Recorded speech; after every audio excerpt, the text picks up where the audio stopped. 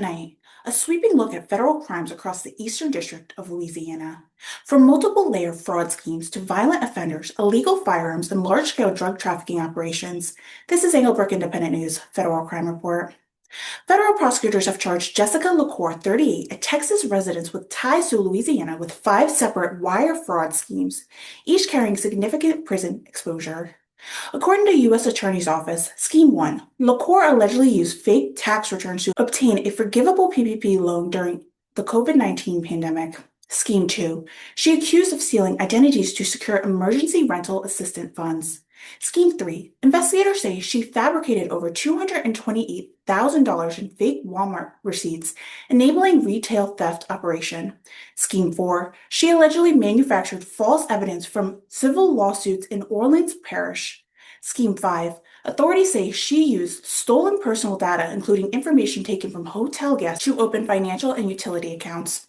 Prosecutor alleged LaCour exploited her position as a French Quarter hotel, photographing guests' driver's license and credit cards, and transmitted the information to accomplices. Each count of wire fraud carries up to 20 years in federal prison. In a separate case, New Orleans businessman Wellington Brown, 53, has been charged with making false statements to the Small Business Administration to obtain pandemic-related loan funds. If convicted, Brown faces up to 5 years in prison.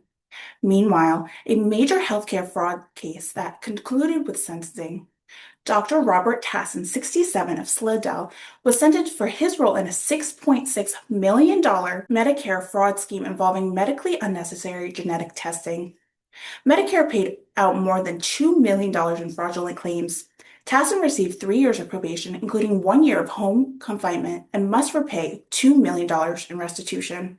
Federal immigration enforcement also remained active under Operation Take Back America. Julio Valero Santo, a Honduran national, pled guilty to illegally re-entering after being deported 3 times between 2011 and 2013.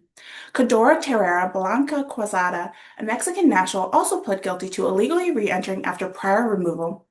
Both cases carry federal prison exposure, with sentencing hearings scheduled in the upcoming months.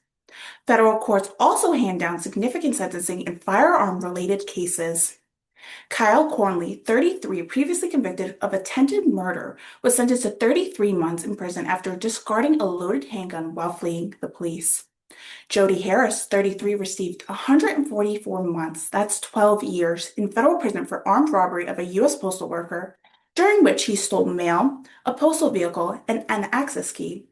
Authorities say GPS tracking from a stolen postal equipment led directly to Harris, resulting in recovery of weapons, narcotics, and stolen mail. Federal drug enforcement operations continue to dismantle trafficking networks across the region. Brandon Dunn, 20, pled guilty to drug trafficking and possession of machine gun equipment handgun. He faces 11.5 years in prison under a negotiated plea. Andre Bell, 38, admitted to supplying heroin, fentanyl, and firearms in multiple controlled transactions. Like Chen, 36, faces up to 40 years in prison in a large-scale marijuana trafficking conspiracy involving multiple state transportation and seizure exceeding 100 kilograms.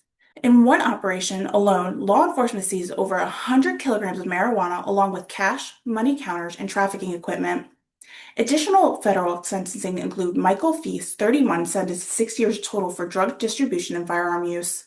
Yadel Placado Salvado, 40, sentenced to 10 years for cocaine trafficking involving kilogram quantities. In another case, Vander Espinoza Ragama, a Nicaraguan national, pled guilty to illegally possessing a firearm while unlawfully present in the United States, facing up to 10 years in prison.